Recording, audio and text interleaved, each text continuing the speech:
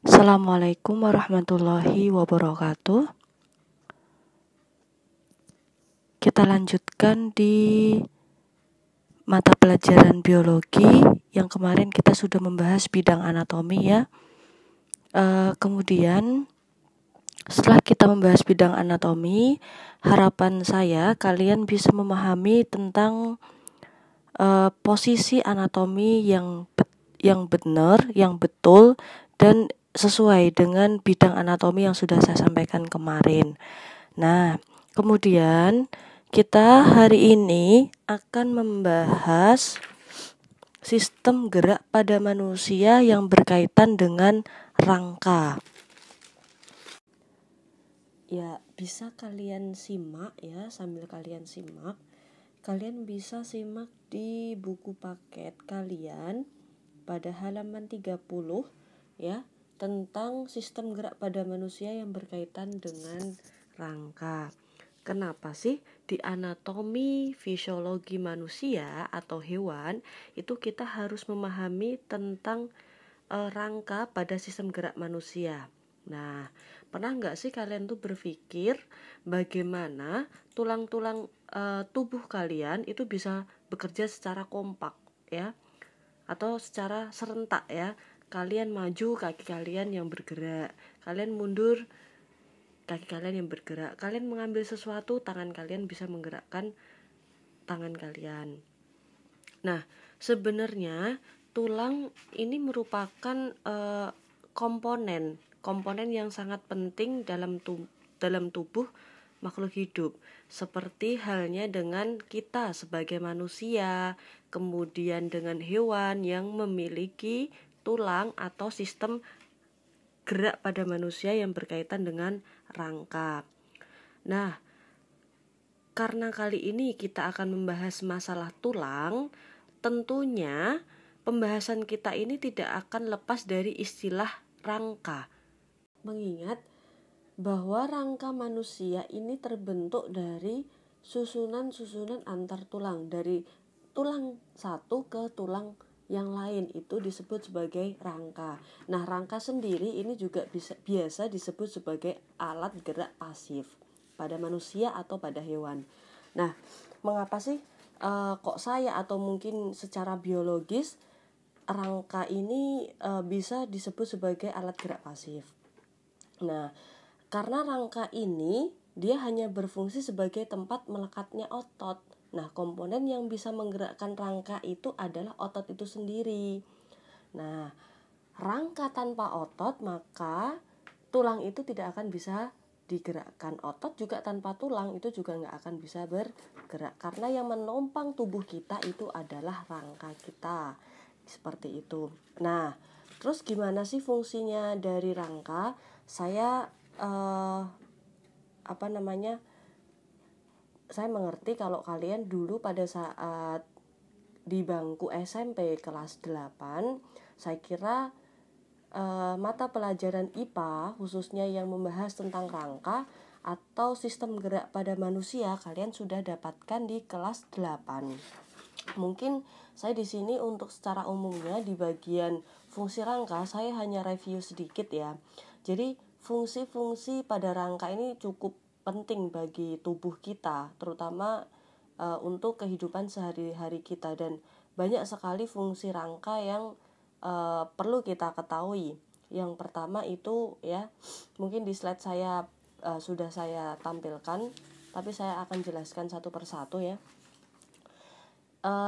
Yang pertama itu dia nanti akan membentuk postur tubuh. Jadi tulang atau rangka sendiri itu yang dapat membentuk postur tubuh itu sendiri.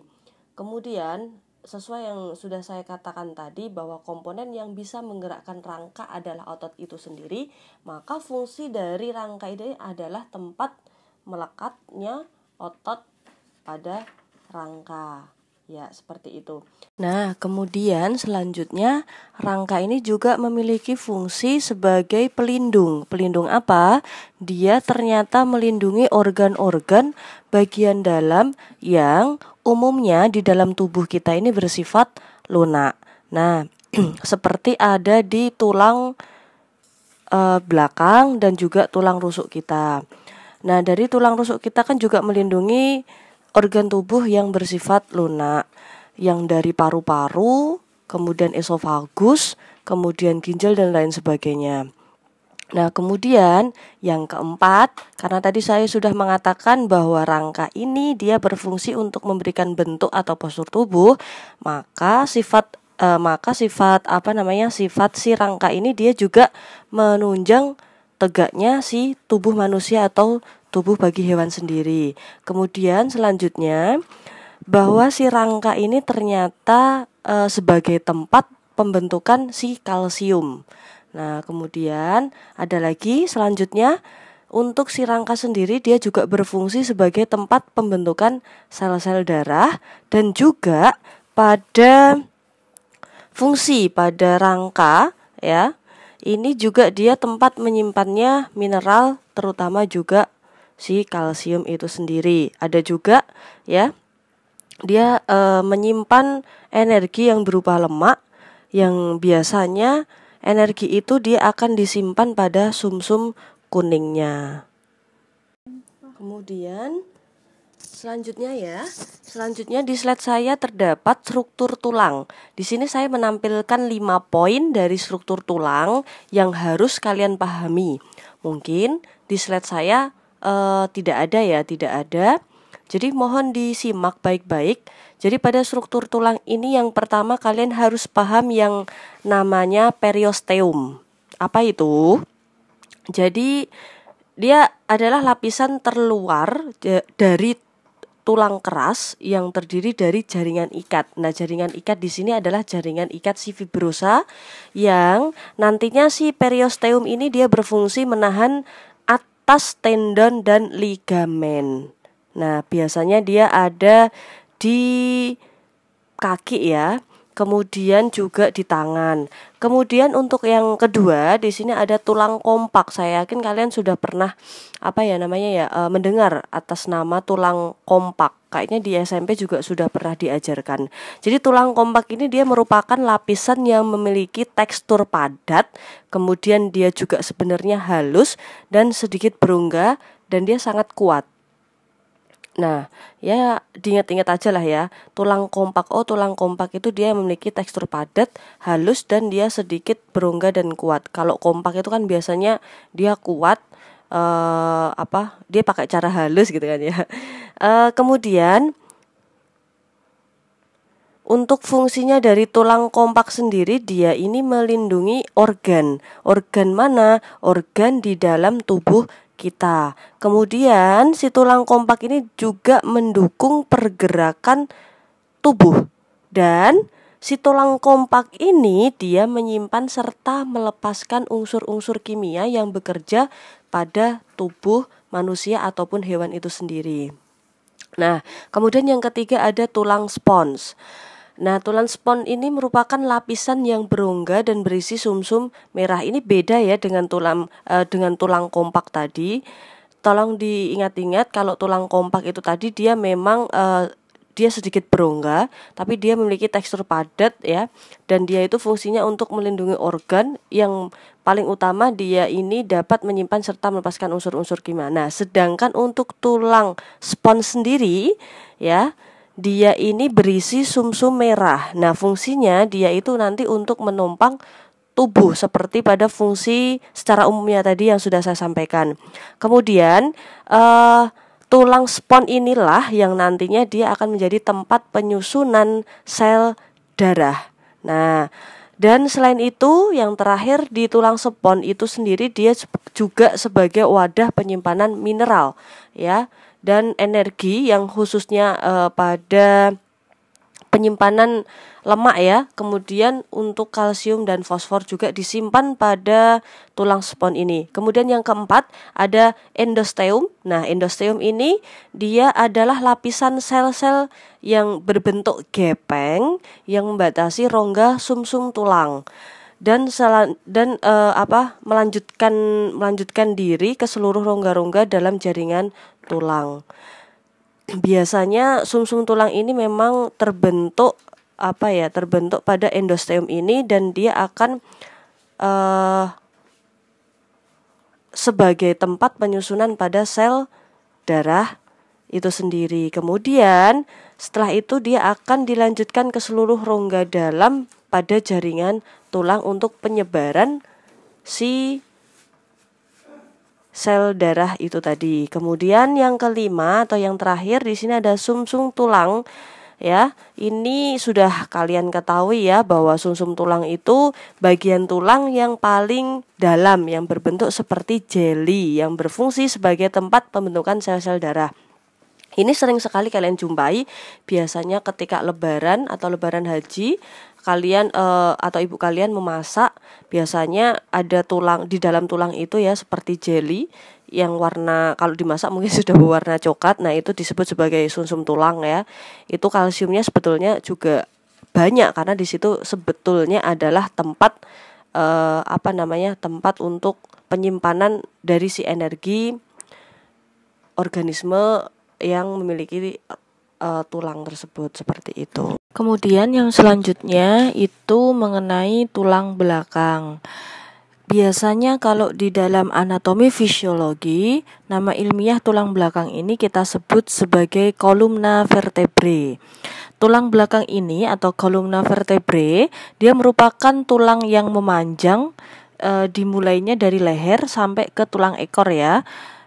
Coba kalian bisa memegang bagian belakang ini, bagian belakang di bagian ujung leher, kemudian sampai ke tulang ekor. Kemudian bentuk tulang belakang ini menyerupai lengkungan ya. Kemudian sehingga si tulang belakang ini memungkinkan untuk melakukan aktivitas seperti duduk, kemudian seperti berdiri, dan juga seperti berbaring dan sebagainya. Nah, kalau di slide saya sudah saya tampilkan pada tulang belakang, di situ ada 7 ruas tulang leher di bagian atas sendiri, kemudian di bawah 7 ruas tulang leher itu ada 12 tulang punggung. Silahkan ya dicek dan dihitung. Kemudian di bawahnya lagi, di bawah tulang punggung itu ada 5 ruas tulang pinggang. Nah, kemudian untuk di bawahnya lagi dia ada 5 ruas tulang ke langkang. Kalau yang terakhir di situ ada 4 ruas tulang ekor. Nah, kemudian kita langsung saja ke tulang rusuk ya. Kalau biasanya di anatomi fisiologi, mungkin yang anak perawat ya, anak prodi perawat, mungkin paham ya, tulang rusuk ini biasanya disebut sebagai costae. Nah, si costae ini dia tulang rusuk yang bagian belakangnya dia melekat pada tulang punggung. Nah, di mana tulang rusuk ini yang lebih banyak melindungi organ-organ dalam yang sifatnya dia lunak ya. Kemudian tulang ini berjumlah 12 pasang yang terdiri dari 3 macam, yaitu tulang sejari, kemudian tulang rusuk palsu, dan tulang rusuk melayang. Nah, tulang rusuk ini juga memiliki fungsi yaitu membentuk rongga dada. Bisa kalian lihat di gambar slide saya ya, di situ ada gambar-gambar dan organ-organ yang sudah tertunjukkan. Di situ ada tulang leher, kemudian ada manubrium stermi ya, kemudian ada corpus temi, kemudian ada prosesus xiphoid. Nah, prosesi xiphoid ini biasanya disebut tajuk pedang itu ya, tajuk pedang. Kemudian untuk di situ sudah ada tulang rusuk, tulang kartilago atau tulang rawan ya. Kemudian ada tulang palsu rusuk, tulang rusuk melayang, tulang rusuk sejati. Nah, kalau yang di bagian tulang rawan ya, biasanya kalau kalian makan dada ayam itu biasanya yang berwarna putih, yang biasa dia nggak begitu keras, nggak seperti tulang kompaks ya, dia empuk ya, dia empuk, warnanya putih ya. Warnanya putih, jadi lunak seperti itu. Dia sifatnya lunak kalau untuk tulang rawan atau kartilago sendiri. Kemudian kita lanjut aja ke bagian rangka manusia. Oke, pada rangka manusia bisa kalian buka di halaman 30 berapa ya? Sebentar, 34 ya. Di di bagian 30 ya, di bagian 30 di situ sudah ada sistem rangkanya ya. Kalian bisa pelajari di situ. Saya yakin kalau untuk di prodi keperawatan juga sudah pernah belajar terkait dengan kerangka manusia dan nama ilmiahnya ya. Mulai dari frontal hingga ke phalanges ya. Frontal itu ada di bagian atas sendiri ya, frontal. Kemudian ada nasal itu hidung, kemudian ada kranium itu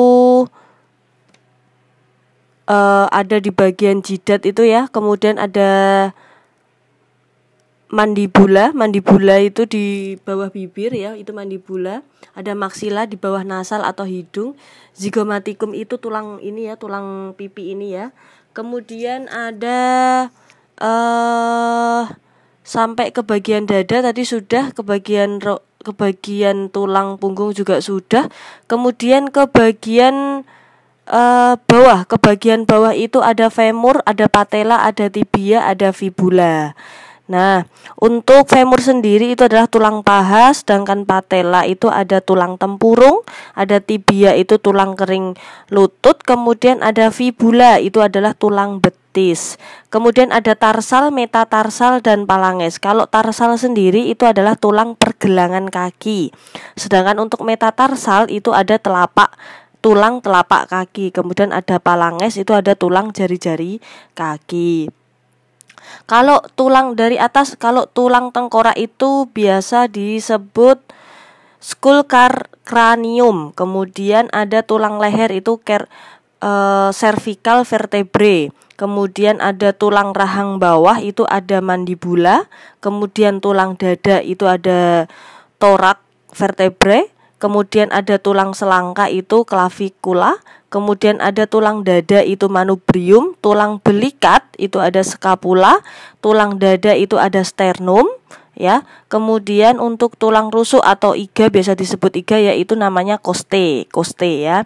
Kemudian ada lengan bagian atas itu disebut sebagai humerus. Kemudian tulang hasta itu ulna, tulang pengupil itu radius, kemudian tulang kemaluan itu ada namanya, bahasa ilmiahnya adalah pubis. Oke, itu ya, jadi bisa kalian pelajari. Untuk fungsi-fungsinya sudah saya sudah saya jelaskan di awal, fungsi pada kerangka ya, untuk menopang bagian tubuh dan banyak sekali untuk menghasilkan sumber energi, termasuk menghasilkan sel darah. Selanjutnya kita ke bagian persendian ya. Mengapa sih kok manusia pada sistem gerak itu juga kita belajar tentang persendian, nggak cuma belajar tentang rangka atau tulang saja, tapi kita juga perlu belajar tentang otot persendian. Kemudian juga nanti kita belajar tentang kelainan-kelainan karena kita belajar anatomi fisiologi manusia.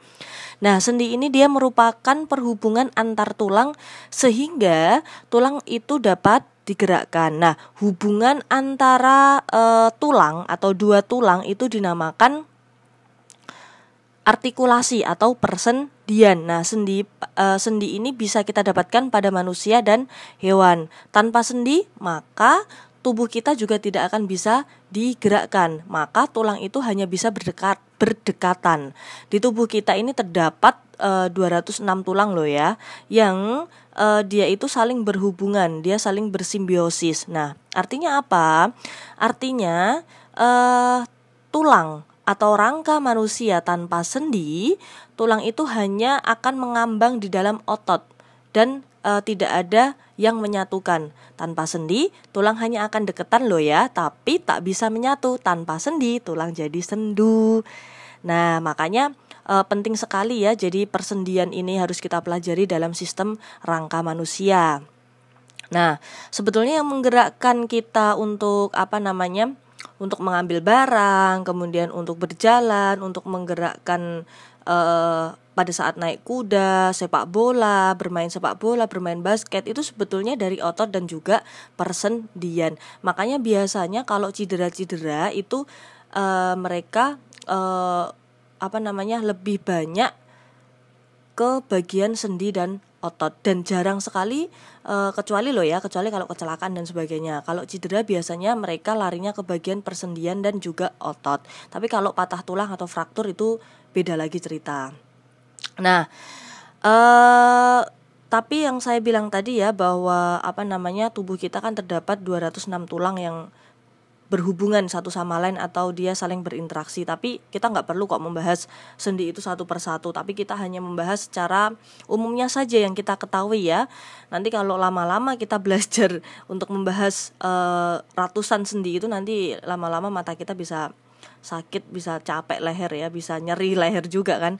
Kemudian kalian harus tahu dulu seperti apa sih bentuk sendi itu. Apakah si sendi ini berbentuk cair, atau dia berbentuk air, atau dia lembek kayak bubur, kemudian dia berbentuk padat seperti batu, seperti tulang. Nah, ternyata sendi ini tidak seperti cairan lem. Kemudian sendi juga tidak selembek nasi atau selembek bubur, tapi juga sendi juga tidak keriting. Dan sendi itu dia tidak bisa bersuara, meskipun kalau tangan kita itu kalau bangun tidur kita cetit-cetit dia bunyi, dia nggak akan bersuara. Itu bukan sendi ya. Dan sendi itu nggak bisa main gitar pastinya. Kalau dia bisa main gitar namanya sendi Sandoro. Nah, satu hal yang pasti ya, sendi ini sebenarnya bantalan antara tulang yang berada di antara tulang-tulang kita. Dan sama halnya seperti tulang. Jadi bentuk sendi ini seluruhnya dalam rangka tubuh kita ini berbeda-beda.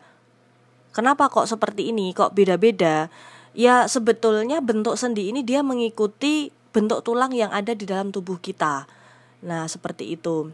Misalkan di bagian lengan ya, di bagian lengan atas dan lengan bawah. Sendinya ini ya di antara lengan atas dan lengan bawah ya, sendi engsel ya. Ini dia akan membentuk sesuai dengan tubuhnya. Dia sesuai dengan lengan atas dan lengan bawah. Jadi ingat ya, bahwa sendi dia mengikuti bentuk tulang yang ada. Nah, sendi ini dia berfungsi untuk menggerakkan atau membantu pergerakan atau sistem pergerakan di dalam tubuh kita. Nah, tidak semua sendi sebetulnya dia membantu secara aktif pergerakan tulang-tulang kita. Memang ada beberapa sendi yang tidak bisa bergerak sama sekali. Nah, makanya kita dapat membagi sendi itu dalam 3 jenis. Jadi sendi ini ada 3 macam atau 3 jenisnya ya, berdasarkan sifat geraknya. Bisa dilihat di slide saya ya. Itu ada sendi mati atau biasa disebut sebagai sinartrosis. Nah, kalau yang ini mah sendinya ngenes banget ya. Dari namanya aja sendi mati ya, jelas ya. Sendi mati ini dia tidak bisa bergerak. Yang namanya mati itu ya mesti ya nggak bisa bergerak, dia cuma diem. Ya, mungkin awal mula dari sendi mati ini adalah sering kesendirian. Nah, jadi mati deh, nggak bercanda ya, intermezzo. Kemudian untuk contoh dari sendi mati atau sinartrosis ini adalah sendi yang terdapat pada tulang tengkorak. Ya, kalian bisa pegang tulang tengkorak kalian. Nah, di situ terdapat sendi mati atau sinartrosis. Ya, dia tidak bisa digerakkan seperti seperti sendi engsel, kemudian sendi peluru, itu nggak bisa digerakkan seperti itu. Dia hanya berdiam dan dia tidak bisa diputar-putar seperti itu, nggak bisa. Kemudian yang kedua itu ada sendi kaku atau biasa disebut sebagai amfiartrosis. Nah, amfiartrosis ini sebenarnya nggak kaku-kaku amat loh ya. Cuman untuk amfiartrosis ini dia dapat digerakkan, tapi dia pergerakannya itu secara terbatas. Ya, kalau di manusia sih kayak agak-agak posesif gitu ya, apa-apa jadi terbatas gitu. Ya, untuk amfiartrosis ini tidak bisa bebas dan agak dia tuh agak terkekang gitu ya. Kasihan banget hidupnya, dia terkekang sendinya. Nah, sendi yang terdapat pada tulang amfiartrosis ini contohnya adalah tulang belakang dan tulang rusuk. Kemudian yang ketiga ada sendi gerak. Nah, ini hiperaktif dia mah. Sendi gerak ini biasa disebut sebagai diartrosis. Nah, seperti namanya ya, sendi gerak, bahwa sendi ini dapat digerakkan secara seluasa. Terserahlah aku mau gerak kayak gimana, mau jungkir balik, mau gerak kanan, kiri, depan, belakang, maju, mundur, cantik, boleh lah ya. Pokoknya dia bebas pergerakannya kalau diartrosis itu. Sendi ini biasanya memang terkenal di kalangan sendi-sendi ya. Dia emang jadi artisnya si sendi dia mah. Kemudian kalau yang sendi ini, khusus pada sendi gerak diartrosis ini, macam-macamnya sendi itu banyak banget ya. Yang pertama pernahlah mendengar ya, sendi engsel ya, seperti pintu bisa digerakkan ke belakang dan ke depan saja. Kemudian ada sendi geser, ada sendi gulung, ada sendi putar ya. Kemudian ada lagi di buku sekalian kalian menyimak ya, di situ juga ada sendi peluru, ada sendi pelana. Oke, satu-satu saya bahas dulu. Yang pertama ada sendi geser atau plan ya. Sendi geser ini memungkinkan gerakan antar tulang, yang satu menggeser yang lain. Nah, contohnya apa? Contohnya sendi pada pergelangan tangan ruas tulang belakang. Nah, kemudian yang kedua itu ada sendi engsel. Kalau sendi engsel saya yakin kalian sudah paham sekali ya, dia memungkinkan untuk terjadinya pergerakan satu arah saja. Biasanya sendi engsel hanya bisa diluruskan atau ditekuk ya, ke depan atau ke belakang. Seperti halnya dengan pintu kan hanya satu arah saja, dia nggak bisa ke atas, ke bawah, ke depan, ke belakang gitu, nggak bisa ke depan ke belakang. Kalau dua arah gitu nggak bisa, mesti hanya satu arah. Nah, seperti engsel pintu lah ya. Kemudian contoh kalau di dalam tubuh kita atau rangka kita itu ada tulang lutut dan tulang siku. Selanjutnya itu ada sendi putar. Nah, sendi putar ini adalah salah satu sendi yang gerakannya pada salah satu ujung tulangnya dia mengintari atau membuat gerakan berputar pada ujung tulang lain. Jadi, salah satu ujung tulang itu nanti dia akan menjadi poros. Dan yang satunya dia bisa berputar ya. Contohnya apa ya kira-kira di dalam tubuh kita atau rangka kita? Nah, contohnya ada tulang tengkorak.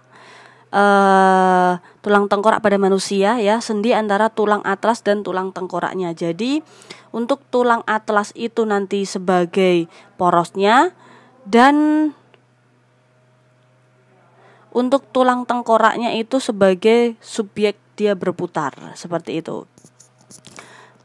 Kemudian selanjutnya ada sendi peluru ya. Yang dimaksud sendi peluru ini bukan peluru yang dipakai untuk perang-perangan menembak-nembak, itu bukan ya. Jadi sendi peluru ini bentuknya itu dia mirip bola dan tulang itu seperti mangkok. Ya, contohnya itu ada apa ya? Ada hubungan antara tulang lengan atas dan lengan bahu ya, itu. Kemudian untuk pergerakan pada sendi peluru ini dia bisa digerakkan ke segala arah. Kemudian yang selanjutnya, yang terakhir, pada sendi gerak itu ada sendi pelana ya. Sendi pelana ini sudah pernah kalian dengar ya, pada saat kalian duduk di bangku SMP. Sendi pelana ini beda ya dengan sendi berkelana, beda ya. Sendi ini mampu membuat gerakan dua arah, yaitu arah ke samping dan arah ke depan. Nah, salah satunya adalah sendi yang berada pada tulang pangkal ibu jari. Nah, ini kalau kalian coba aja ya, jari kalian coba kalian gerakkan, dia bisa ke samping, dia bisa ke depan, jempol. Oke, selesai ya pada persendian, kita ke gangguan pada rangka. Terakhir kita ke gangguan pada rangka. Yang pertama, coba kalian lihat di gambar slide saya, itu ada namanya penyakit rakitis. Nah, rakitis itu apaan? Sudah ada yang pernah tahu belum rakitis itu apa? Atau pernah mendengar rakitis itu apa? Nah, rakitis ini bukan kritis, bukan ya. Rakitis ini adalah suatu kondisi yang dia mempengaruhi perkembangan tulang pada anak-anak. Nah, sementara kalau pada orang dewasa nih seperti kita, si rakitis ini dia dikenal sebagai osteomalacia atau tulang lunak. Bukan tulang ini ya, bukan tulang lunak itu bukan tulang rawan, itu bukan, maksud saya bukan. Kalau ini kita pada gangguan ya, bukan pada sistem organnya tapi pada gangguannya. Nah, rakitis ini dapat menyebabkan tulang-tulang menjadi lunak dan dia melemah. Nah, sehingga dia membuat penderita atau klien atau pasien dia beresiko tinggi untuk mengalami kelainan bentuk tulang dan fraktur atau patah tulang. Nah, penyebab utamanya apa sih sebenarnya untuk penyakit rakitis ini? Penyebabnya sebenarnya yang paling utama adalah kekurangannya dari vitamin D yang berperan sangat penting dalam proses penyerapan kalsium pada rangka. Zat itu zat yang membentuk struktur tulang. Nah, jadi memang vitamin D itu sangat-sangat penting sekali ya. Makanya kalau kalau masih balita, masa pertumbuhan, masa remaja itu kalian harus banyak mengonsumsi kalsium. Banyak sekali kalsium yang kalian dapatkan di kehidupan sehari-hari kita ya, atau makanan keseharian kita. Meski begitu ya, untuk rakitis ini juga bisa terjadi akibat faktor dari hormonal atau keturunan. Jadi bisa juga rakitis ini jadi keturunan dari bapak atau ibu. Ya, ingat loh ya, parental itu keturunan itu tidak didapatkan asli langsung dari bapak ibu. Tetapi keturunan yang kita miliki atau kromosom yang kita miliki itu bisa kita dapatkan dari ayahnya bapak kita, ibunya bapak kita, orang tuanya bapak kita, atau orang tuanya mbah kalian, itu juga bisa terjadi. Itulah yang dinamakan keturunan atau hereditas atau ilmu hereditas. Nah, kondisi ini dapat menimbulkan ya segala berupa gejalanya banyak sekali. Yang pertama itu biasanya si pasien ini dia akan mengeluh pegal-pegal, kemudian dia akan ngeluh nyeri otot, kemudian keseringan untuk kesemutan dan nyeri pada tulang, ya, nyeri pada tulang. Tapi kalian harus membedakan nyeri otot yang seperti apa, kesemutan yang seperti apa, dan pegal-pegal seperti apa. Jangan kalian langsung ngejat diri kalian kalau saya punya keluhan seperti ini, saya sakit ini. Memang untuk rakitis ini harus ada pemeriksaan yang lebih lanjut ya. Gitu, seperti itu. Kemudian yang kedua, gangguan pada rangka adalah ada kifosis, lordosis, dan skoliosis. Tahulah kalau kifosis, lordosis, skoliosis ini kan tiga serangkai yang ketika di ilmu di SMP kan nggak pernah luput ya pembahasan tentang kifosis, lordosis, skoliosis. Mungkin di SD juga sudah pernah ya. Kalau kifosis sendiri dia kan tulang yang melengkungnya ke depan. Nah, ini biasanya disebabkan oleh orang-orang yang ketika duduk dia tidak bisa selalu tegak, atau membaca dia selalu tidak tegak, seperti itu. Kemudian lordosis dan skoliosis juga sama sebenarnya penyebabnya, dia duduk tidak bisa tegak atau pembiasaan yang menjadikan tulang itu berbentuk abnormal ya. Kalau lordosis sendiri dia tulangnya dia melengkung ke belakang gitu loh. Tulang belakangnya dia melengkung ke belakang. Itu kalau lordosis. Sedangkan untuk skoliosis sendiri, kalau skoliosis ini agak beda. Jika dilihat dari belakang, tulang punggung kita itu terlihat lurus sebenarnya. Tetapi pada penderita skoliosis ini, dia tulang belakang itu nanti akan melengkung dan membentuk huruf S atau C ya. Ini yang gampang sekali dihafalin adalah skoliosis. SCOLIOSIS ya. S. Oke, berarti dia tulangnya dia bisa membentuk S ya.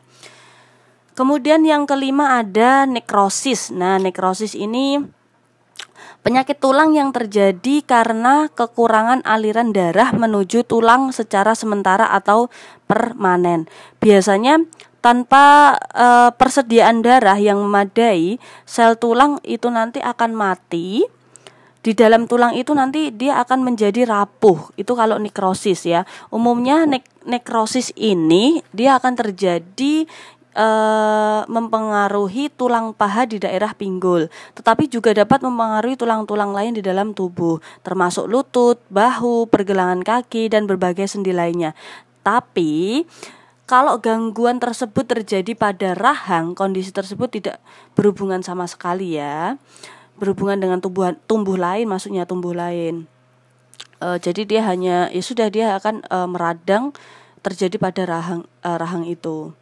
Kemudian nekrosis ini akan berkembang mengakibatkan kecacatan kalau memang tidak ditangani secara langsung oleh tim medis.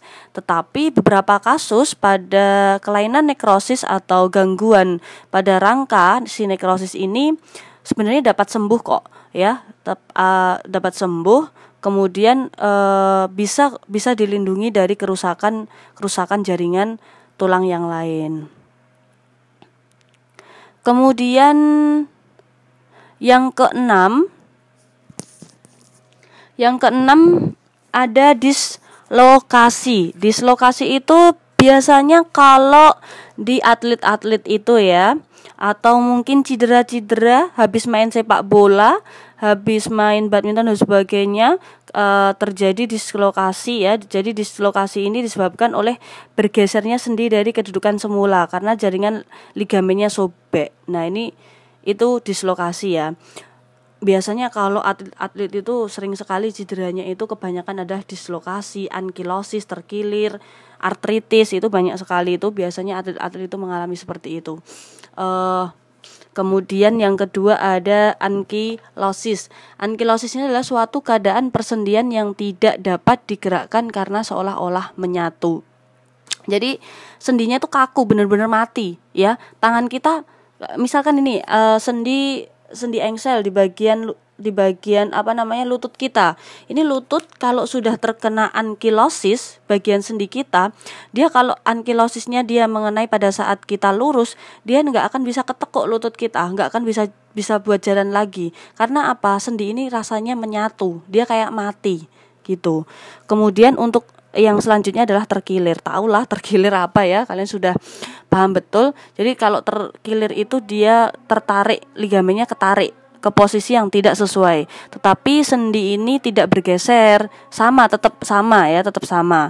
Nah, terkilir ini dapat terjadi karena gerakan yang tiba-tiba atau gerakan yang jarang atau sulit dilakukan. Biasanya ini bisa terjadi ketika kalian olahraga tanpa pemanasan ya, lari-lari tanpa pemanasan, push up tanpa pemanasan, atau kaget kemudian jatuh dari motor, itu bisa juga. Nah, kemudian ada lagi yang terakhir adalah artritis. Artritis adalah peradangan yang terjadi pada sendi. Sebenarnya kalau peradangan ini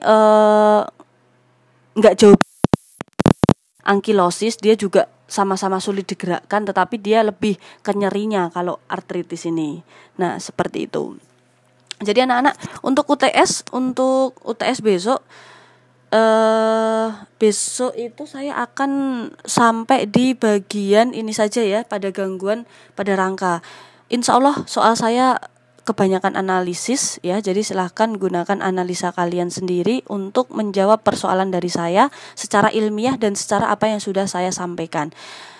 Selamat belajar dan semoga dapat nilai yang memuaskan, semoga sesuai harapan dan semoga belajarnya lebih fokus ya. Oke, terima kasih. Assalamualaikum warahmatullahi wabarakatuh.